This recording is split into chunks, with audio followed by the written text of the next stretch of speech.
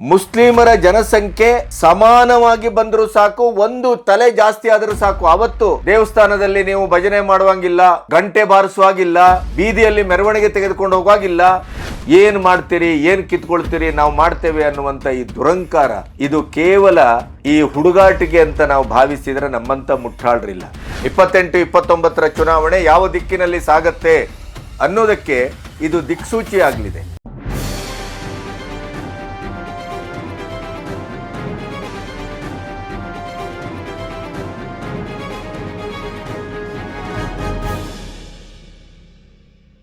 B Ganapati news ಚಾನೆಲ್ಗೆ ಸ್ವಾಗತ. ಒಂದು ಅತ್ಯಂತ ಕರಾಳ ಚಿತ್ರಣದ ಬಗ್ಗೆ, ಘಟನೆಯ ಬಗ್ಗೆ ಮಾತಾಡಬೇಕಾಗಿದೆ.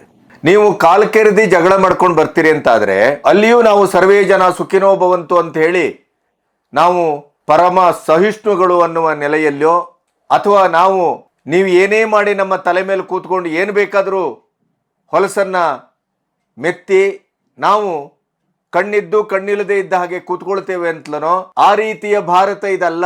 ಅಲ್ಲಲ್ಲಿ ಅಂತ ಭಾರತದ ಕೆಲವು ಪಳೆಯುಳಿಕೆಗಳು ಇದ್ದಾವೆ, ಏನು ಮಾಡ್ಲಿಕ್ಕೆ ಆಗುದಿಲ್ಲ. ಯಾಕೆಂತಂದ್ರೆ ಕಾಂಗ್ರೆಸ್ ಮುಕ್ತ ಭಾರತ ಆಗ್ಲಿಲ್ವಲ್ಲ, ಆಗುವ ಕೊನೆಯ ಹಂತದಲ್ಲಿದೆ. ಪಂಚರಾಜ್ಯ ಚುನಾವಣೆ ಬರ್ತಾ ಇದೆ. ಸ್ಪಷ್ಟವಾದಂತ ಒಂದು ನಿರ್ಣಾಯಕಾತ್ಮಕವಾದಂತ ಒಂದು ಸ್ಥಿತಿಗತಿಗಳು ಗೋಚರಿಸಲಿಕ್ಕಿದೆ. 28-29 ಚುನಾವಣೆ ಯಾವ ದಿಕ್ಕಿನಲ್ಲಿ ಸಾಗತ್ತೆ ಅನ್ನೋದಕ್ಕೆ ಇದು ದಿಕ್ಸೂಚಿ ಆಗಲಿದೆ. ಯಾಕೆ ಈ ಮಾತನ್ನು ಹೇಳ್ತೇನೆ ಅಂತಂದ್ರೆ, ಹಿಂದೂಗಳ ಮೇಲೆ, ಹಿಂದೂಗಳ ಮೆರವಣಿಗೆಗಳ ಮೇಲೆ, ಹಿಂದೂ ಮನೆಗಳ ಮೇಲೆ, ಹಿಂದೂ ಆಚರಣೆಗಳ ಮೇಲೆ, ಆರಾಧನಾ ಸಂಸ್ಕೃತಿಯ ಮೇಲೆ ನೀವು ಉದ್ದೇಶಪೂರ್ವಕವಾಗಿ ಎಷ್ಟು ದಿನ ಅಂತ ನಮ್ಮ ಮೇಲೆ ಎರಗ್ತೀರಿ? ಅಲ್ಪಸಂಖ್ಯಾತರು ಅನ್ನುವ ಕಾರಣಕ್ಕಾಗಿ, ದುರ್ಬಲ ವರ್ಗ ಅನ್ನುವ ಕಾರಣಕ್ಕಾಗಿ, ವೋಟ್ ಬ್ಯಾಂಕು ಅನ್ನುವ ಕಾರಣಕ್ಕಾಗಿ, ಕರು ತಿಂದು ಮರು ತಿಂದು ಹೆಬ್ಬುಲಿಯಾದಂಥ ಈ ಪರಿಸ್ಥಿತಿಯಲ್ಲಿ ಎಲ್ಲಾದರೂ ಒಂದು ಹಳ್ಳಿಯಲ್ಲಿ ಜನಸಂಖ್ಯೆಯ ಒಟ್ಟು ಪ್ರಮಾಣದಲ್ಲಿ ಮುಸ್ಲಿಮರ ಜನಸಂಖ್ಯೆ ಸಮಾನವಾಗಿ ಬಂದರೂ ಸಾಕು, ಒಂದು ತಲೆ ಜಾಸ್ತಿ ಆದರೂ ಸಾಕು. ಅವತ್ತು ದೇವಸ್ಥಾನದಲ್ಲಿ ನೀವು ಭಜನೆ ಮಾಡುವಂಗಿಲ್ಲ, ಗಂಟೆ ಬಾರಿಸುವಾಗಿಲ್ಲ, ಬೀದಿಯಲ್ಲಿ ಮೆರವಣಿಗೆ ತೆಗೆದುಕೊಂಡು ಹೋಗುವಾಗಿಲ್ಲ. ಏನಾಗಿದೆ ಈ ದೇಶಕ್ಕೆ? 84-86% ಹಿಂದೂಗಳಿರುವುದು. ಆದರೆ ಈ ಅಲ್ಪಸಂಖ್ಯಾತರು ಅಂತ ಹೇಳಿ ನಮ್ಮ ಆಡಳಿತದ, ನಮ್ಮ ತೆರಿಗೆಯ, ನಮ್ಮ ದೇಶದ, ಅದು ನೆಲ ಜಲ ಆಡಳಿತ ಯಾವುದೇ ಇರಬಹುದು, ಅಲ್ಲಿ ಬಹಳ ಮುಖ್ಯವಾದಂಥ 80%ಕ್ಕೂ ಹೆಚ್ಚು ಪ್ರಯೋಜನದ ಹವಿರ್ಭಾಗವನ್ನು ತೆಗೆದುಕೊಳ್ತಾ ಇರುವಂಥ ಇದೇ ಜನಾಂಗ ನಮ್ಮ ಮೇಲೆ ದುರಾಕ್ರಮಣ ಮಾಡುವಂಥ ಪ್ರತಿದಿನದ ಪ್ರಕರಣ ದಾಖಲಾಗ್ತಾ ಇದೆಯಲ್ಲ.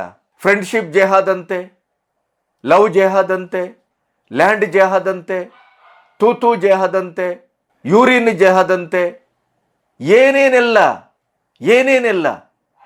ಇಡೀ ದೇಶದಲ್ಲಿ ಯಾರಾದರೂ ಒಂದು ಹಿಂದೂ ಸಮಾಜವೋ, ಹಿಂದೂ ವ್ಯಕ್ತಿಗಳೋ ಅವರ ಮಸೀದಿಯ ಮೇಲೋ, ಅವರ ಒಂದು ವಟಾರದ ಮೇಲೋ, ಅಥವಾ ಅವರ ಜನಾಂಗದ ಮೇಲೋ ದಂಡೆತ್ತಿ ಹೋದದ್ದನ್ನೋ, ಕಾಲ್ಕೆರೆದಿ ಜಗಳ ಮಾಡಿದ್ದನ್ನೋ, ಅಥವಾ ಅಪವಿತ್ರಗೊಳಿಸಿದ್ದನ್ನೋ ಎಲ್ಲಾದ್ರೂ ಒಂದು ಕೇಸು ತೋರಿಸ್ಬಿಡಿ ನೋಡೋಣ.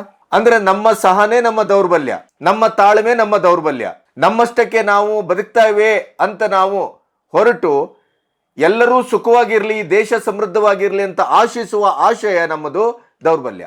ಧರ್ಮದ ಆಧಾರದಲ್ಲಿ ಪಾಕಿಸ್ತಾನವನ್ನ ಪಡ್ಕೊಂಡು, ಅದರ ನಂತರ ಬಾಂಗ್ಲಾವನ್ನು ಪ್ರತ್ಯೇಕಿಸಲಿಕ್ಕೆ ಭಾರತದ ಸಹಾಯವನ್ನ ಪಡ್ಕೊಂಡು, ಪಾಕಿಸ್ತಾನ ಹುಟ್ಟಿದ ಕೆಲವೇ ದಿನಗಳಲ್ಲಿ ಕಾಶ್ಮೀರದ ಮೇಲೆ ದಾಳಿಯನ್ನು ಮಾಡಿ, ಮತ್ತೆ ಆಪದ್ದನ ಅಂತ ಗಾಂಧಿಯವರ ಮೂಲಕ ಪಡ್ಕೊಂಡಂತ ಈ ದುರಂತ ಇತಿಹಾಸದಲ್ಲಿ ಪಾಪ್ಯುಲೇಷನ್ ಎಕ್ಸ್ಚೇಂಜ್ ಅಂತೂ ಮಾಡಿಲ್ಲ. ಇಲ್ಲಿ ಇದ್ದವರಾದರೂ ಸುರಕ್ಷಿತವಾಗಿ ಬದುಕಬೇಕು, ಸಹನೆ, ತಾಳ್ಮೆ, ಸಹಬಾಳ್ವೆ, ಇಫ್ತಿಯಾರ್ ಕೂಟಂತೆ ಹೋಗಿ ಹಗ್ಗ ಮಾಡ್ಕೊಂಡ್ಬಿಟ್ರಾಯ್ತು. ಅವರ ಟೊಪ್ಪೆ ಹಾಕೊಂಡು ಬಿರಿಯಾನಿ ತಿನ್ಕೊಂಡ್ ಬಂದ್ಬಿಟ್ರೆ ಆಗೋಯ್ತು, ಸೌಹಾರ್ದತೆಯ ಮನೆ ಹಾಳಾಗೋಯ್ತು. ಇಂಥ ಪರಿಸ್ಥಿತಿಯಲ್ಲಿ ಎಷ್ಟು ಅಂತ ಮಾತಾಡೋಣ, ಏನು ಅಂತ ಮಾತಾಡೋಣ, ಯಾವ ಪ್ರಕರಣದ ಬಗ್ಗೆ ಅಂತ ಮಾತಾಡೋಣ? ಇಲ್ಲೊಂದು ಅಂತಹ ಪ್ರಕರಣದ ಬಗ್ಗೆ ಇವತ್ತು ನಿಮ್ಮ ಹತ್ರ ಮಾತಾಡಬೇಕು. ಗಂಗೆ ಅಂದ್ರೆ ಏನು, ಕಾಶಿ ಅಂದ್ರೆ ಏನು, ಮಥುರಾ ಅಂದ್ರೆ ಏನು, ಅಯೋಧ್ಯೆ ಅಂದ್ರೆ ಏನು? ಪುರಾತನವಾದಂಥ ನಗರಿ ಕಾಶಿ, ನಮ್ಮ ಪಾವಿತ್ರತೆಯ ಪರಮ ಸಂಕೇತ. ಶುದ್ಧಕ್ಕೂ ಗಂಗೆ ಬೇಕು, ಮಹಾಪ್ರಸ್ಥಾನಕ್ಕೂ ಗಂಗೆ ಬೇಕು, ಮುಕ್ತಿಗೂ ಗಂಗೆ ಬೇಕು, ಹುಟ್ಟಿಗೂ ಗಂಗೆ ಬೇಕು. ಗಂಗೆ ನಮ್ಮ ಶುದ್ಧತೆ, ಪಾವಿತ್ರತೆ, ನಮ್ಮ ಸಂಸ್ಕೃತಿ ಪರಂಪರೆಯ ಹೊಕ್ಕುಳುಬಳ್ಳಿ. ಅಂತ ಗಂಗೆಯ ಒಡಲನ್ನ ಶುದ್ಧೀಕರಿಸಲಿಕ್ಕೆ ಸರ್ಕಾರ ಕಟಿಬದ್ಧವಾಗಿದೆ, ಟೊಂಕ ಕಟ್ಟಿದೆ. ಇವತ್ತು ದಿನಕ್ಕೆ ಲಕ್ಷಾಂತರ ಜನ ವಿಶ್ವಾದ್ಯಂತ ಕಾಶಿಗೆ ಭಕ್ತರು ಬರ್ತಾರೆ. ಹಿಂದೂ ಭಕ್ತರು ತಂಡೋಪತಂಡವಾಗಿ ಸಾಗರೋಪಾದಿಯಲ್ಲಿ ಗಂಗೆಯಲ್ಲಿ ಮಿಂದು ಪುಣ್ಯವನ್ನ ಪಡೆಯಬೇಕು, ಪಾವಿತ್ರ್ಯವನ್ನ ಪಡೆಯಬೇಕು, ಶುದ್ಧವಾಗಬೇಕು, ಪಾಪವನ್ನ ಕಳ್ಕೋಬೇಕು, ಕಾಶಿಯ ವಿಶ್ವನಾಥನ ದರ್ಶನವನ್ನು ಮಾಡಿ ನಾವು ಜೀವನವನ್ನು ಸಾರ್ಥಕ್ಯಗೊಳಿಸ್ಕೋಬೇಕು. ಇಲ್ಲ ಜೀವನದ ಕೊನೆಯಲ್ಲಿ ಮುಕ್ತಿಧಾಮ, ಅದಕ್ಕೆ ಯಾವುದು ರಹದಾರಿ? ಅದು ಕಾಶಿ ವಿಶ್ವನಾಥನ ಸನ್ನಿಧಿ ಗಂಗೆ. ಇದು ನಮ್ಮ ನಂಬಿಕೆ, ಇದು ನಮ್ಮ ಆಚರಣೆ, ಇದು ನಮ್ಮ ಭಾವ, ಇದು ನಮ್ಮ ಬದುಕು. ಅಲ್ಲಿಗೆ ಬಂದು ನೀವು ನಮಗೆ ಕೊಳ್ಳಿಡ್ತೀರಿ ಅಂತಾದ್ರೆ, ಅನಾವಶ್ಯಕವಾಗಿ ಗಂಗೆಯ ಎದುರು ಒಡಲಿಗೆ ಬಂದು ಇಫ್ತಿಯಾರ್ ಕೂಟವನ್ನು ದೋಣಿಯಲ್ಲಿ ಮಾಡಿ ಮಾಂಸವನ್ನು ತಿಂದು ಮಾಂಸವನ್ನು ಗಂಗೆಗೆ ಬಿಸಾಡ್ತೀರಿ ಅಂತಾದ್ರೆ ಎಷ್ಟು ಸಹನ ಮಾಡೋಣ, ಎಷ್ಟು ಸಹಿಸ್ಕೊಳ್ಳೋಣ?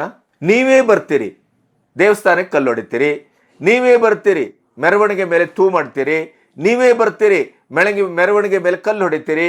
ಒಂದು ಹೋಳಿಯ ಹುಣ್ಣಿಮೆ, ಹೋಳಿಯ ಆಚರಣೆ, ಒಂದು ರಂಗಿನ ಬೊಟ್ಟು ತಾಗಿದ್ದಕ್ಕೆ ಅಮಾಯಕ ಮಗುವನ್ನ, ಹುಡುಗನನ್ನ ಕೊಂದು ಕಳೆದ್ರಲ್ರಿ. ಈಗಲೂ ಸಹನೆಯ, ಈಗಲೂ ತಾಳ್ಕೋಬೇಕಾ?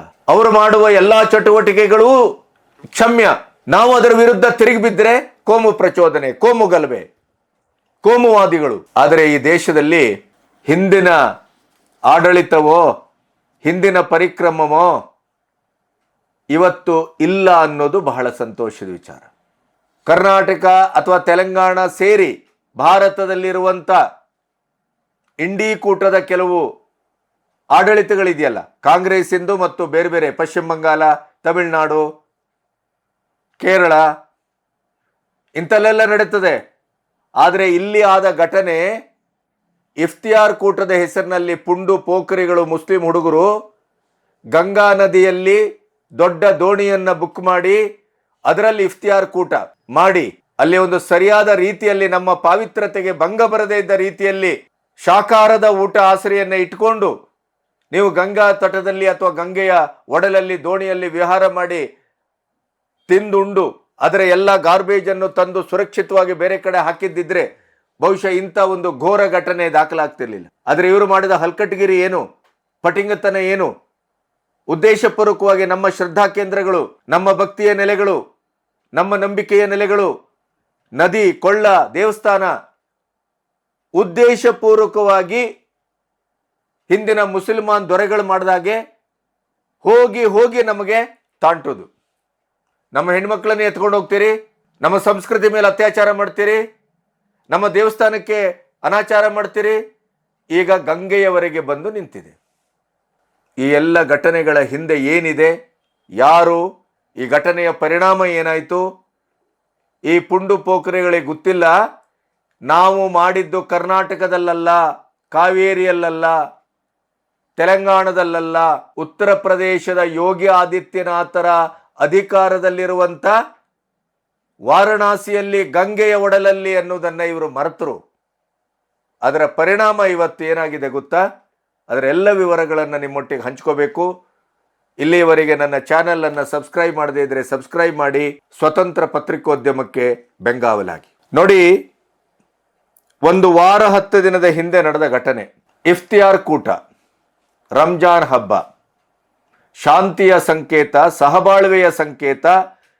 ಅಲ್ಲಿ ಅವತ್ತು ರಕ್ತಪಾತ ಅಥವಾ ಹೊಡೆದಾಟ, ಬಡದಾಟ, ಸುಳ್ಳು ಇವೆಲ್ಲವೂ ನಾವು ಯಾವತ್ತು ಆ ಒಂದು ಮಾಸದಲ್ಲಿ ಮಾಡುವುದಿಲ್ಲ ಅಂತ ಪ್ರತಿಜ್ಞೆ ಮಾಡಿದವರೇ ರುಂಡ ಮುಂಡ ಬೇರ್ ಮಾಡ್ತಾರೆ, ಕೊಲೆ ಮಾಡ್ತಾರೆ, ಸುಲಿಗೆ ಮಾಡ್ತಾರೆ. ನಮ್ಮ ಪವಿತ್ರವಾದಂಥ ನೆಲೆಗಳ ಮೇಲೆ ಬಂದು ಅನಾಚಾರ, ಅತ್ಯಾಚಾರ ಮಾಡ್ತಾರೆ. ಹಿಂದಿನ ರಾಕ್ಷಸರು ಆ ಥರ ಮಾಡ್ತಾ ಇದ್ವು ಅನ್ನೋದನ್ನು ನಾವು ಕಥೆಯ ರೂಪದಲ್ಲಿ ಓದ್ತೇವೆ. ಋಷಿಮುನಿಗಳ ಯಜ್ಞಕ್ಕೆ ಮಾಂಸವನ್ನು ಬಿಸಾಡ್ತಾ ಇದ್ರು, ಇನ್ನೊಂದು ಮಾಡ್ತಾ ಇದ್ರು, ಮಗದೊಂದು ಮಾಡ್ತಾ ಇದ್ರು. ಇವತ್ತು ಅದೇ ಪರಿಕ್ರಮದಲ್ಲಿ ಅಲ್ಪಸಂಖ್ಯಾಕ ವರ್ಗದ ಪುಂಡು ಪೋಖ್ರಿಗಳು ನಿಂತಿದ್ದಾರೆ ಅನ್ನೋದು ಬಹಳ ಖೇದಕರ. ಇದೇ ಇವರ ಮಸೀದಿಗೋ ಅಥವಾ ಇವರ ದಫನ್ ಮಾಡುವ ಜಾಗಕ್ಕೋ ಯಾರಾದರೂ ಒಂದು ಅವರಿಗೆ ನಿಷೇಧಿತ ಅಂತ ಅನಿಸ್ಕೊಂಡಂಥ ಒಂದು ಮಾಂಸದ ತುಂಡನ್ನೋ ಇನ್ನೊಂದೋ ಬಿಸಾಡ್ಲಿ ನೋಡೋಣ. ಏನಾಗತ್ತೆ? ಅಥವಾ ಅವರ ಪ್ರವಾದಿಗೆ ಯಾರಾದರೂ ಒಂದು ಮಾತಾಡ್ಲಿ ನೋಡೋಣ, ಏನಾಗತ್ತೆ? ಅವರ ಪವಿತ್ರ ಗ್ರಂಥಕ್ಕೆ ಯಾರಾದರೂ ಮಾತಾಡಿ ನೋಡೋಣ, ಏನಾಗತ್ತೆ? ಯಾಕೆ ಕಾಲ್ ಕೆರೆದು ಬರ್ತೀರಿ? ಯಾಕೆ ನಮ್ಮ ಮೇಲೆ ದಂಡೆತ್ತಿ ಬರ್ತೀರಿ? ಯಾಕೆ ನೀವು ಉದ್ದೇಶಪೂರ್ವಕವಾಗಿ ಪ್ರಚೋದನಾತ್ಮಕವಾಗಿ ಸಮೂಹವನ್ನು ಕೆಣಕಬೇಕು, ರಕ್ತಪಾತ ಆಗಬೇಕು, ದೊಂಬಿ ಆಗಬೇಕು ಅನ್ನುವ ಹಿನ್ನೆಲೆಯಲ್ಲೇ ಇದನ್ನು ಮಾಡ್ತಾ ಇದ್ದೀರಾ? ಹಾಗಾದರೆ ಇಲ್ಲದೇ ಇದ್ರೆ ಗಂಗೆಯಲ್ಲಿ ಇಫ್ತಿಯಾರ್ ಕೂಟವನ್ನು ಮಾಡುವ ಅಗತ್ಯ ಏನಿದೆ? ಗಂಗೆ ಅಂದರೆ ಏನು? ಕಾಶಿ ಅಂದರೆ ಏನು? ಈಗಂತೂ ಕಾಶಿ ಕಾರಿಡಾರ್, ಸಪರೇಟ್ ಆದಂಥ ಮಾರ್ಗ, ಇಡೀಯದ ಕೊಂಪೆಯಾಗಿದ್ದಂಥ ಇಡೀ ಕಾಶಿಯ ಬೀದಿಯನ್ನ ಅತ್ಯಂತ ಸುಂದರ, ಭವ್ಯ, ದಿವ್ಯವಾಗಿ ಕಟ್ಟಿದಂಥ ಮೋದಿ, ಪ್ರತ್ಯೇಕ ರೈಲ್ವೆ ನಿಲ್ದಾಣ, ವಿಶೇಷವಾದ ರೈಲುಗಳು, ಪ್ರತ್ಯೇಕ ಏರ್ಪೋರ್ಟು, ವಿಶೇಷವಾದ ಏರ್ಪೋರ್ಟಿನಲ್ಲಿ ಹೋಗಿ ನೀವು ಕಾಶಿಯನ್ನು ಮುಟ್ಟಲಿಕ್ಕೆ ವಿಶೇಷ ಫ್ಲೈಟ್ಗಳು, ಇವೆಲ್ಲವೂ ನಡೀತಾ ಇದೆ. ಇದೆಲ್ಲದರ ಲಾಭ ವ್ಯಾವಹಾರಿಕವಾಗಿ ಪಡ್ಕೊಳ್ತಾ ಇರುವವರು 60%ಕ್ಕೂ ಹೆಚ್ಚು ಅಲ್ಲಿ ಅಲ್ಪಸಂಖ್ಯಾತರು. ಆದರೂ ಕೂಡ ಚರ್ಬಿ, ದುರಂಕಾರ, ನಮ್ಮ ಪವಿತ್ರವಾದಂಥ ನದಿ ಗಂಗೆಯ ಒಡಲಲ್ಲಿ ಇಫ್ತಿಯಾರ್ ಕೂಟ ಮಾಡಿ ಮಾಂಸವನ್ನು ತಿಂದು, ಬಿರಿಯಾನಿ ತಿಂದು, ಅದರ ಮೂಳೆ ಗೀಳೆ ಎಲ್ಲವನ್ನ ಗಂಗಾ ನದಿಯಲ್ಲಿ ಬಿಸಾಡಿದ್ದು, ಅದನ್ನು ವಿಡಿಯೋ ಮಾಡಿ ಅದನ್ನು ಸೋಷಿಯಲ್ ಮೀಡಿಯಾದಲ್ಲಿ ಬಿಟ್ಟದ್ದು. ಸೋಷಿಯಲ್ ಮೀಡಿಯಾದಲ್ಲಿ ಬಿಟ್ಟದ್ದು ನೋಡಿದ್ದು ಈ ಪುಂಡು ಪೋಖರಿಗಳು ನಮ್ಮ ಹಿಂದೂ ಸಮಾಜದ ನಂಬಿಕೆಗೆ ದ್ರೋಹ ಮಾಡಿದಂಥ, ಅಪಚಾರ ಮಾಡಿದಂಥ, ಅವಮಾನ ಮಾಡಿದಂಥ ಉದ್ದೇಶಿತ ಈ ಒಂದು ಕಾರ್ಯದ ವಿಡಿಯೋ ಉತ್ತರ ಪ್ರದೇಶ, ವಾರಣಾಸಿ, ಇಡೀ ದೇಶದಲ್ಲಿ ಹಿಂದೂಗಳ ಆಕ್ರೋಶಕ್ಕೆ ಕಾರಣ ಆಯಿತು. ಎಲ್ಲರೂ ಏಕಕಾಲದಲ್ಲಿ ಅದನ್ನ ಪ್ರತಿಭಟಿಸಿದರು. ಅದಕ್ಕೆ ಇಡೀ ಸೋಷಿಯಲ್ ಮೀಡಿಯಾದಲ್ಲಿ ಒಂದು ಬೆಂಕಿ ಹಾಗೆ ಅದು ವೈರಲ್ ಆಯಿತು. ಆವಾಗ ವಾರಣಾಸಿ, ಉತ್ತರ ಪ್ರದೇಶದ ಬಿಜೆಪಿಯ ಯೂತ್ ಈ ವಿಡಿಯೋದ ಒಂದು ಪರಿಣಾಮ ಏನಾಯಿತು ಅಂತಂದ್ರೆ, ಇಡೀ ದೇಶದ ಹಿಂದೂ ಆಸ್ತ ಭಕ್ತರು, ಹಿಂದೂ ಸಮಾಜ ಒಕ್ಕೊರಲಿನಿಂದ ಆಕ್ರೋಶಗೊಂಡು ಎದ್ದು ನಿಂತಿತು. ಇದಕ್ಕೆ ಈ ಘಟನೆಯನ್ನ ವಾರಣಾಸಿ ಬಿಜೆಪಿ ಯುವ ಮೋರ್ಚಾದ ಅಧ್ಯಕ್ಷ ರಜತ್ ಜೈಸ್ವಾಲ್ ಕಳೆದ ಸೋಮವಾರ ಪೊಲೀಸರಿಗೆ ಒಂದು ಲಿಖಿತ ಕಂಪ್ಲೇಂಟನ್ನು ಕೊಟ್ಟರು. ಸನಾತನ ಧರ್ಮದ ಅನುಯಾಯಿಗಳು, ಗಂಗಾ ನದಿಯ ಬಗ್ಗೆ ಅಚಲ ನಿಶ್ಚಿತ ನಂಬಿಕೆ ಹೊಂದಿದ್ದಂಥ ಒಂದು ಸಮಾಜಕ್ಕೆ ಪ್ರತಿದಿನ ಲಕ್ಷಾಂತರ ಭಕ್ತರು ಕಾಶಿಗೆ ಭೇಟಿ ನೀಡಿ ಗಂಗೆಯ ದರ್ಶನ, ಆ ಪವಿತ್ರ ನದಿಯಲ್ಲಿ ಸ್ನಾನ ಮಾಡಿ ಪುಳಕಿತರಾಗುತ್ತಾರೆ. ಇಂಥ ಒಂದು ಶ್ರೇಷ್ಠ ಆಧ್ಯಾತ್ಮಿಕ ಹಿನ್ನೆಲೆ ಪರಂಪರೆ ಇರುವ ಸ್ಥಳ, ನದಿಯ ಮಧ್ಯೆ ದೋಣಿ ಪಾರ್ಟಿ ಮಾಂಸಾಹಾರ ಸೇವನೆ ಮಾಡಿ ಗಂಗೆಯನ್ನು ಅಪವಿತ್ರಗೊಳಿಸಿದ್ದಾರೆ. ಹಿಂದೂಗಳ ಅಚಲ ಶ್ರದ್ಧೆ, ಭಕ್ತಿ ಹಾಗೂ ನಂಬಿಕೆಗೆ ಅಪಮಾನ ಎಸಗಿದ್ದಾರೆ.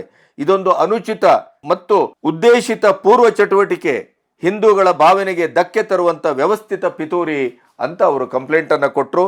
ತಕ್ಷಣ ವಾರಣಾಸಿ ಪೊಲೀಸ್ ಕಮಿಷನರ್ ದೂರಿನ ಆಧಾರದ ಮೇಲೆ ಹೆಚ್ಚುವರಿ ಪೊಲೀಸ್ ಆಯುಕ್ತ ವಿಜಯ್ ಪ್ರತಾಪ್ ಸಿಂಗ್ ನೇತೃತ್ವದಲ್ಲಿ ಮಿಂಚಿನ ಕಾರ್ಯಾಚರಣೆಯನ್ನು ನಡೆಸಿದರು. ಆ ವಿಡಿಯೋದಲ್ಲಿ ಯಾರ್ಯಾರು ಭಾಗಿಯಾಗಿದ್ರೋ ಆ ಭಾಗಿಯಾದವರ ಮುಖವನ್ನ ಪರಿಚಯಿಸಿ ಗುರುತಿಸಿ ಕೇವಲ ಕೆಲವು ಗಂಟೆಗಳಲ್ಲಿ 14 ಈ ಪುಂಡು ಪೋಖ್ರಿಗಳನ್ನು ಹಿಡಿದು ಹೆಡೆಮುರಿ ಕಟ್ಟಿ ಜೈಲಿಗೆ ಎಸೆದಿದ್ದಾರೆ. ಅದೇ ಹೇಳಿದ್ನಲ್ಲ, ಹಿಂದಾದರೆ ಗೂಂಡಾ ರಾಜ್ಯ ಉತ್ತರ ಪ್ರದೇಶ, ಇಂಥ ಸಮಾಜ ಘಾತುಕರಿಗೆ ಅಲ್ಲಿ ಪ್ರಾಶಸ್ತ್ಯ. ಏನು ಮಾಡಿದ್ರು ಹಾಡೇ ಹಗಲು, ಯಾವ ಹೆಣ್ಮಕ್ಳನ್ನು ಎತ್ಕೊಂಡು ಹೋಗಿ ಅತ್ಯಾಚಾರ ಮಾಡಿ ಬಿಸಾಡಿದ್ರು ಯಾರೂ ಕೇಳುವರಿರಲಿಲ್ಲ. ಆದರೆ ಈಗ ಯೋಗಿ ಆದಿತ್ಯನಾಥ ಸರ್ಕಾರಕ್ಕೆ ನೀವು ಈ ರೀತಿಯ ಒಂದು ಪಂಥಾಹ್ವಾನವನ್ನು ಕೊಟ್ಟರೆ, ಎಸ್ ನಾವು ಗಂಗೆಯಲ್ಲೇ ದೋಣಿಯಲ್ಲೇ ಇಫ್ತಿಯಾರ್ ಕೂಟದಲ್ಲೇ ಮಾಂಸ ತಿಂದು ಗಂಗೆಗೆ ಬಿಸಾಡ್ತೇವೆ, ಏನು ಕಿತ್ಕೊಳ್ತೀರಿ ಅನ್ನುವ ರೀತಿಯಲ್ಲಿ ವಿಡಿಯೋವನ್ನು ಮಾಡಿಬಿಟ್ರಲ್ಲ. ಈಗ ದೇಹದ ಪ್ರತಿಯೊಂದು ಅಂಗಾಂಗವನ್ನು ಕೇಳ್ತಾ ಇದ್ದಾರೆ. ಕೆಲವೇ ಗಂಟೆಗಳಲ್ಲಿ ಹಿಂಗೆ ಚಿಟಿಕೆ ಹೊಡೆಯುವ ಸಮಯದಲ್ಲಿ ಹಿಡಿದು ಹೆಡೆಮುರಿ ಕಟ್ಟು ಒಳಗೆ ಬಿಸಾಡಿದ್ದಾರೆ. ಭಾರತ ಬದಲಾಗಿದೆ, ಮನೋಧರ್ಮ ಬದಲಾಗಿದೆ, ಆಡಳಿತ ಬದಲಾಗಿದೆ. BNS ಅಡಿಯಲ್ಲಿ ಎಂತೆಂಥ ಕಠಿಣವಾದ ಕಾನೂನು ತರಬೇಕೋ ಅದನ್ನು ತರಲಿಕ್ಕೆ ಈ ದೇಶ ವರ್ತಮಾನದಲ್ಲಿ ಶಕ್ತವಾಗಿದೆ. ಕೆಲವು ಕಡೆ ಇಂಡಿ ಕೂಟ ಕಾಂಗ್ರೆಸ್ಸಿನ ಆಡಳಿತ ಇರುವಂತಲ್ಲಿ ದೇ ಆರ್ ಅವರ್ ಬ್ರದರ್ಸ್ ಅಂತ ಹೇಳಿ ಕರ್ನಾಟಕದಲ್ಲಿ ಈಗ ಗೊತ್ತಾಗ್ತಾ ಇದೆಯಲ್ಲ. ಯಾವುದೇ ಕೊಲೆ ಸುಲಿಗೆ ಅವ್ರ ಕಡೆಯಿಂದ ಆದರೆ ಅದಕ್ಕೆ ಯಾವ ತಕ್ಕ ಶಾಸ್ತಿಯೂ ಆಗುವುದಿಲ್ಲ, ಯಾವ ಪರಿಣಾಮಕಾರಿಯಾದ ಕಾನೂನು ಬಳಕೆ ಆಗುವುದಿಲ್ಲ, ಯಾವುದೋ ಪೆಟ್ಟಿ ಕೇಸು ಪುಟಗೋಸಿ ಅಂತೇಳಿ ಅವರನ್ನು ಬಿಟ್ಟು ಕಳಿಸಲಾಗತ್ತೆ. ಅದೇ ಸಂತ್ರಸ್ತರಾಗಿ ಮಗನನ್ನೋ ಮಗಳನ್ನೋ ಕಳ್ಕೊಂಡಂಥ ಕುಟುಂಬಿಕರ ಮೇಲೆ FIR ಆಗತ್ತೆ, ಕಠಿಣವಾದಂಥ ನಾನ್ ಬೇಲೆಬಲ್ ವಾರೆಂಟ್ ಆಗತ್ತೆ, ಎಲ್ಲವೂ ಆಗತ್ತೆ, ಹಿಂದೂಗಳನ್ನು ಟಾರ್ಗೆಟ್ ಮಾಡಲಾಗತ್ತೆ. ಆದರೆ ಉತ್ತರ ಭಾರತದಲ್ಲಿ ಯೋಗಿ ಆದಿತ್ಯನಾಥ್ ಸರ್ಕಾರ ಹಾಗೆ ಮಾಡ್ತಾ ಇಲ್ಲ. ಅಲ್ಲಿ ಅತ್ಯಂತ ಕಠಿಣವಾದಂಥ ಕಾನೂನು ಸಮಾಜದ ದ್ರೋಹಿಗಳಿಗೆ, ಕೋಮು ಪ್ರಚೋದಕರಿಗೆ, ಇಂಥ ಪುಂಡು ಪೋಖರಿಗಳಿಗೆ ಸ್ಪಷ್ಟವಾದ ಕಾನೂನನ್ನು ರಚಿಸಲಾಗಿದೆ. ಹಾಗಾಗಿ ಇವರನ್ನ BNS ಅಡಿ ಧರ್ಮದ್ರೋಹಿಗಳಿಗೆ ಅತ್ಯಂತ ಕಠಿಣ ಕಾನೂನಿನ ಅಡಿಯಲ್ಲಿ ಬಂಧಿಸಿ ಒಳಗಡೆ ಹಾಕಲಾಗಿದೆ. ಸೆಕ್ಷನ್ 298 ಯಾವುದೇ ಧಾರ್ಮಿಕ ಕ್ಷೇತ್ರ ಸ್ಥಳವನ್ನು ಅಪವಿತ್ರಗೊಳಿಸುವುದು. ಸೆಕ್ಷನ್ 299 ಧಾರ್ಮಿಕ ಭಾವನೆಗಳನ್ನು ಕೆರಳಿಸುವ ಉದ್ದೇಶ ದುರುದ್ದೇಶ ಪೂರಿತ ಕೃತ್ಯ. 196(1)B ವಿವಿಧ ಧರ್ಮ ಜನಾಂಗ ಸ್ಥಳ ಆಧಾರದ ಮೇಲೆ ಆ ಜನಾಂಗದ ಗುಂಪಿನೊಳಗೆ ದ್ವೇಷವನ್ನು ಉತ್ತೇಜಿಸುವುದು. 270 279 ಸಾರ್ವಜನಿಕ ಉಪಯೋಗದ ನೀರನ್ನು ಕಲುಷಿತಗೊಳಿಸುವುದು. ಈ ಗಂಗೆಯಲ್ಲಿ ಪಾರ್ಟಿ ಮಾಡಿ ಆ ನೀರನ್ನು ಕಲುಷಿತಗೊಳಿಸುವುದು, ಸಾರ್ವಜನಿಕರ ನೆಮ್ಮದಿಯನ್ನು ಕೆಡಿಸುವುದು. ಇವೆಲ್ಲದರ ಜೊತೆ ನೀರು ಮಾಲಿನ್ಯ ತಡೆಗಟ್ಟುವ ಕಾಯ್ದೆ 1974 ಅಡಿಯಲ್ಲೂ ಇವರ ಮೇಲೆ ಕೇಸು ದಾಖಲಾಗಿದೆ. ಈ ಎಲ್ಲ ಆರೋಪ ಸಾಬೀತಾದರೆ ಕಠಿಣಾತಿ ಕಠಿಣ ಶಿಕ್ಷೆ ವಿಧಿಸಲ್ಪಡಲಿದೆ. ಉತ್ತರ ಪ್ರದೇಶದ ಮುಖ್ಯಮಂತ್ರಿ ಇಂಥ ಘಟನೆಯಲ್ಲಿ ಯಾರೇ ಭಾಗವಹಿಸಲಿ ಅವರ ಮೇಲೆ ಕಠಿಣವಾದ ಕ್ರಮ, ತ್ವರಿತವಾದ ಕ್ರಮ, ನಿಮಿಷಾರ್ಧದಲ್ಲಿ ಕ್ರಮ, ಅಲ್ಲೇ ಲಾಟ್ರಿ ಅಲ್ಲೇ ಡ್ರಾ ಅಂತಾರಲ್ಲ ಆ ರೀತಿಯ ಕಾರ್ಯಾಚರಣೆಯನ್ನ ಮಾಡ್ತಾ ಇದ್ದಾರೆ. UP ಬದಲಾಗಿದೆ. ಪುಂಡು ಪೋಖರಿಗಳು, ಗುಂಡಾಗಿರಿಯಲ್ಲೇ ಬದುಕನ್ನು ಕಟ್ಟುವವರು ಇವರೆಲ್ಲರ ಸಂತಾನವನ್ನ ಆಲ್ಮೋಸ್ಟ್ ಮುಗಿಸಲಾಗಿದೆ. ಆದರೂ ಕೂಡ ನೋಡಿ, ಇಂಥ ಗಂಭೀರವಾದಂಥ ಕಠಿಣವಾದಂಥ ಕಾನೂನಿನ ಮೂಲಕ ಅಲ್ಲಿಯ ಸಮಾಜ ಘಾತುಕರನ್ನ ಹಿಡಿದು ಹೊಡೆದು ಬಡದಾಗ್ತಾ ಇದ್ದಾರೆ ಉತ್ತರ ಪ್ರದೇಶದಲ್ಲಿ. ಆದರೂ ಕೂಡ ಏನು ಮಾಡ್ತೀರಿ, ಏನು ಕಿತ್ಕೊಳ್ತೀರಿ, ನಾವು ಮಾಡ್ತೇವೆ ಅನ್ನುವಂಥ ಈ ದುರಂಕಾರ, ಇದು ಕೇವಲ ಈ ಹುಡುಗಾಟಿಕೆ ಅಂತ ನಾವು ಭಾವಿಸಿದರೆ ನಮ್ಮಂಥ ಮುಟ್ಟಾಳ್ರಿಲ್ಲ. ಇವರ ಹಿಂದೆ ದೇಶದ ಒಳಗಿನ ರಾಜಕೀಯವಾದಂಥ ದ್ವೇಷವನ್ನು ಮಾಡ್ತಾ ಇರುವಂಥ, ದೇಶವನ್ನು ದ್ರೋಹದ ನೆಲೆಯಲ್ಲಿ ನೋಡ್ತಾ ಇರುವಂಥ ಮೋದಿಯನ್ನು ಯಾವ ರೀತಿಯಲ್ಲಾದರೂ ಕೆಳಗಿಳಿಸಲೇಬೇಕು ಅನ್ನುವಂಥ ರಾಜಕೀಯ ದೇಶದ ಒಳಗಿನ ವಿದ್ರೋಹಿಗಳ ಕುಮ್ಮಕ್ಕು ಇದೆ. ದೇಶದ ಹೊರಗಿನ ಈ ಭಯೋತ್ಪಾದಕರ ಸಖ್ಯವೂ ಇದೆ. ವಿದೇಶಿ ಫಂಡು ಹೇರಳವಾಗಿ ಹರಿದು ಬರ್ತಾ ಇದೆ. ಇವೆಲ್ಲದರ ಹಿನ್ನೆಲೆಯಲ್ಲಿ ಇಂಥ ಪುಂಡು ಪೋಖರಿಗಳು ಎಷ್ಟೇ ಕಠಿಣವಾದ ಕಾನೂನು ತಂದರೂ ಅದರ ಮಧ್ಯೆಯೂ ನಾವು ಮಾಡುವ ಕೆಲಸವನ್ನು ಮಾಡ್ತೇವೆ ಅನ್ನುವ ಧಾಷ್ಟ್ಯವನ್ನು ತೋರ್ತಾ ಇದ್ದ ಹಾಗೆ ಕಾಣುತ್ತೆ. ಕೋಮು ಸಾರ್ವಜನಿಕ ಆಸ್ತಿಪಾಸ್ತಿ ಹಾಳುಗೈದರೆ, ಕೋಮು ಪ್ರಚೋದನೆ, ಕೋಮು ಗಲಭೆಗೆ ಕಾರಣವಾಗುವಂತೆ ನಡೆದುಕೊಂಡರೆ ಅವರ ವಿರುದ್ಧ ಕಠಿಣ ಕ್ರಮ ಜಾರಿಗೊಳಿಸಿದ್ದು ಉತ್ತರ ಪ್ರದೇಶದ ಬಹಳ ದೊಡ್ಡ ಹೆಗ್ಗಳಿಕೆ.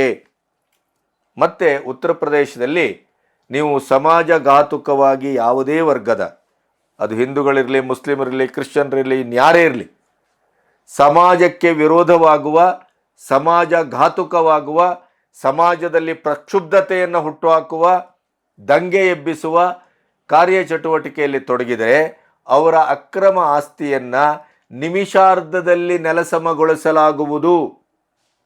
ಅದನ್ನು ಸರ್ಕಾರದ ಬೊಕ್ಕಸಕ್ಕೆ ಸೇರಿಸಿಕೊಳ್ಳಲಾಗುವುದು. ಮತ್ತೆ ಹೆಚ್ಚುವರಿ ಜಾಗ ಬಂದರೆ ಅದನ್ನು ಬಡಬಗ್ಗರಿಗೆ ಅಲ್ಲಿ ಫ್ಲ್ಯಾಟ್ ಕಟ್ಟಿ ಉಚಿತವಾಗಿ ಅಥವಾ ಕಡಿಮೆ ದರದಲ್ಲಿ ಅವರಿಗೆ ಹಂಚಲಾಗುವುದು. ಹಿಂದೆ 10 ರೌಡಿಗಳನ್ನು ಬೀದಿ ನಾಯಿಗಳಾಗಿ ಶೂಟ್ ಮಾಡಿ ಮುಗಿಸಿದಾಗ ಅವರ ಆಸ್ತಿಪಾಸ್ತಿಗಳನ್ನು ಮಟ್ಟುಗೋಲು ಹಾಕಿ, ಬುಲ್ಡೋಜರ್ ಹಾಕಿ, ನೆಲಸಮ ಮಾಡಿ ಬಡವರಿಗೆ ಫ್ಲ್ಯಾಟ್ ಕಟ್ಟಿ ಕೊಟ್ಟಿದ್ದಾರೆ ಯೋಗಿ ಆದಿತ್ಯನಾಥ್.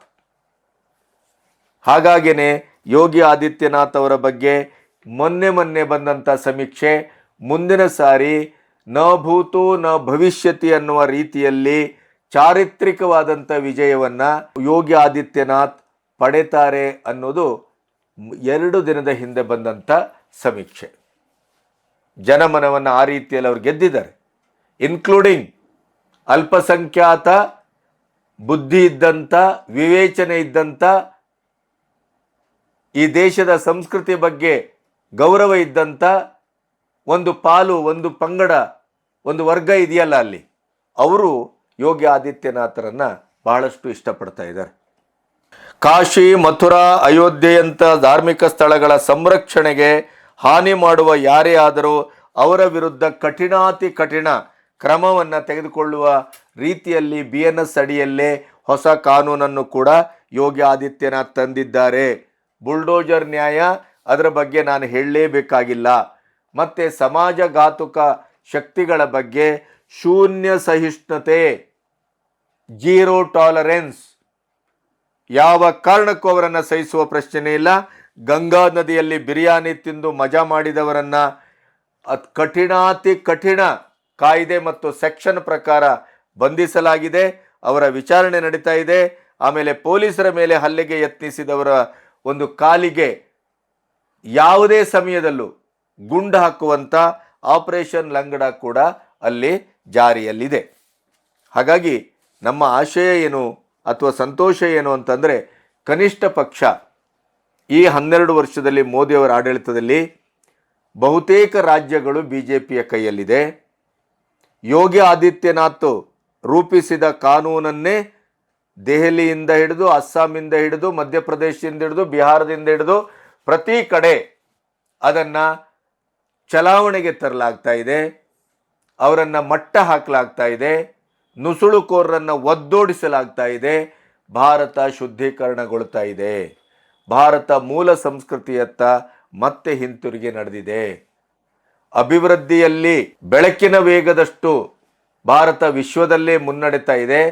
ಅದೇ ರೀತಿಯಲ್ಲಿ ಭಾರತದ ಅತಿ ವಿಶಿಷ್ಟವಾದಂಥ, ಪುರಾತನವಾದಂಥ ಹಿಂದೂ ಮತ್ತು ಸನಾತನ ಸಂಸ್ಕೃತಿಯ ಒಂದು ಮೂಲದತ್ತ ಭಾರತ ತಿರುಗಿ ನಡೀತಾ ಇದೆ.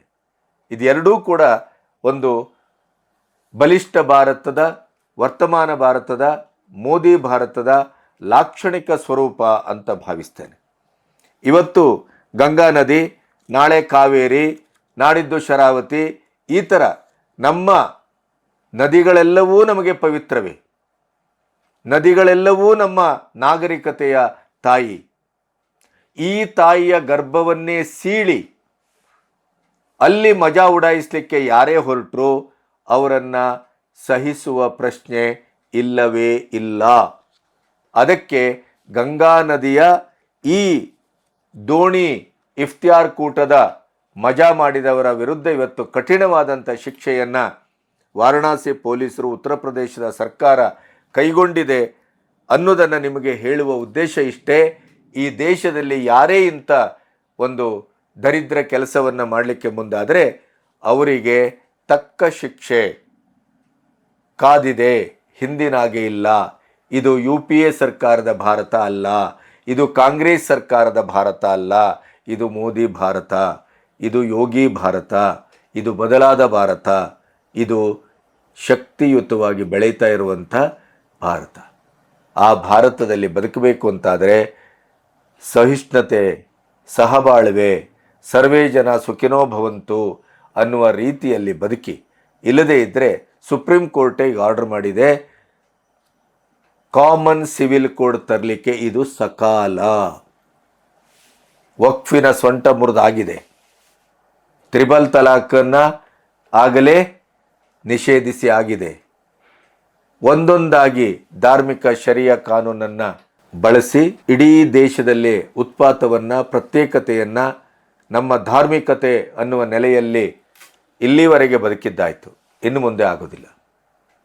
ನಿಮ್ಮದೇ ಒಬ್ಬಳ ಹೆಣ್ಣುಮಗಳು ಆ ಸಮಾಜದ, ಆ ಶರಿಯಾ ಕಾನೂನಿನ ಧಾರ್ಮಿಕ ಒಂದು ಆ ಗೊಡ್ಡು, ಅಪನಂಬಿಕೆ, ಸ್ತ್ರೀ ವಿರೋಧಿ ನೆಲೆಗಳನ್ನು ವಿರೋಧಿಸಿ ಶರಿಯಾ ಕಾನೂನಿನ ಬಗ್ಗೆನೇ ಎಷ್ಟು ಪ್ರಬುದ್ಧವಾಗಿ ಮಾತಾಡಿದ್ದಾರೆ ಅನ್ನೋದನ್ನು ನಿಮಗೆ ತೋರಿಸ್ತೇವೆ. ಆ ವಿಡಿಯೋವನ್ನು ನೋಡಿ. उन मौलानाओं से मैं सच में पूछना चाहती हूँ कि अगर तुम्हें अय्याशियां करने के लिए तुम्हें शरिया चाहिए होता है, लेकिन अगर तुम्हें शरिया चाहिए तो आप पूरा शरिया क्यों नहीं लेते? सिर्फ अपनी अय्याशी के लिए ही शरिया को क्यों चुना जाता है? 4 शादियों के लिए शरिया, तलाक देने के लिए शरिया, हलाला करने के लिए शरिया. तो तलाक देने वाले को तो कोड़े भी पड़ते हैं, तो क्यों नहीं मारते कोड़े? और चोरी करने वाले के भी हाथ काटे जाते हैं, क्यों हाथ नहीं काटे जाते? और रेप करने वाले को मौत की सजा सुनाई जाती है कि उसको जमीन में आधा गाड़ के तब तक पत्थर मारे जाते हैं कि जब तक वो मर नहीं जाता. बुरी नजर वाले की आंखें फोड़ दी जाती है. तो ये पूरा शरिया यूज क्यों नहीं करते? इन चीजों के लिए तो इनको संविधान चाहिए. ಅಲ್ಲಿಗೆ ನನ್ನ ಮಾತನ್ನ ಮುಗಿಸ್ತೇನೆ. ನಮಸ್ತೆ ಪ್ರಿಯರೇ. ಇಲ್ಲೊಂದು ಪ್ರಕಟಣೆ ಇದೆ. ಇದು ನಿರುದ್ಯೋಗಿಗಳಿಗೆ ಒಂದು ದೊಡ್ಡ ಸಿಹಿ ಸುದ್ದಿ ಅಂತ ಭಾವಿಸಿದ್ರೆ ತಪ್ಪಲ್ಲ. ಸುಪ್ರೀಂ ಹೀರೋ ಇವತ್ತು ರಾಜ್ಯಾದ್ಯಂತ ಮಾರುಕಟ್ಟೆಗೆ ಲಭ್ಯವಿರುವಂತ ಪ್ರತಿಷ್ಠಿತ ಆಯಿಲ್ ಕಂಪನಿ. ಈ ಕಂಪನಿಗೆ ರಾಜ್ಯಾದ್ಯಂತ ಡಿಸ್ಟ್ರಿಬ್ಯೂಟರ್ ಬೇಕಾಗಿದ್ದಾರೆ, ವಿತರಕರು ಬೇಕಾಗಿದ್ದಾರೆ. ನೀವು ಸಂಪರ್ಕಿಸಬಹುದು. ಆಕರ್ಷಕವಾದಂತಹ ಸಂಭಾವನೆ ಇದೆ. ಮತ್ತೆ ಬಹಳ ದೊಡ್ಡ ಕಂಪನಿ ಇದು. ಫೋನ್ ನಂಬರ್ ಇದೆ, ಕಂಪನಿಯ ಮಾಲೀಕರ ಹೆಸರಿದೆ. ಅವರಿಗೆ ನೀವು ಸಂಪರ್ಕಿಸಿದ್ರೆ ಅದರ ಮುಂದಿನ ಎಲ್ಲ ಒಂದು ವಿಲೇವಾರಿಗಳನ್ನು ನೀವು ಮಾಡ್ಕೋಬಹುದು. ನೀವು ಕೂತಲ್ಲೇ ನಿಮ್ಮ ಊರಿನಲ್ಲೇ ಇದರ ವಿತರಣೆಯ ಒಂದು ಜವಾಬ್ದಾರಿಯನ್ನ ತೆಗೆದುಕೊಂಡ್ರೆ ನಿಮ್ಮ ಉದ್ಯೋಗದ ಖಾತ್ರಿತನವನ್ನು ಮಾಡ್ಕೋಬಹುದು, ಬದುಕನ್ನ ಹಸನಾಗಿಸ್ಕೋಬಹುದು. ತಕ್ಷಣ ಸಂಪರ್ಕಿಸಿ. Do you have any interest to boost your product in the market? If so, please do one thing. You make a good ad video of your product. The video should contain your details, your experience in the market, your product specialities and other aspects. Video should be rich, professional and appealing in all parameters. Then the video reaches every nook and corner and your product will be boosted. Please contact us if you want to win in competitive market.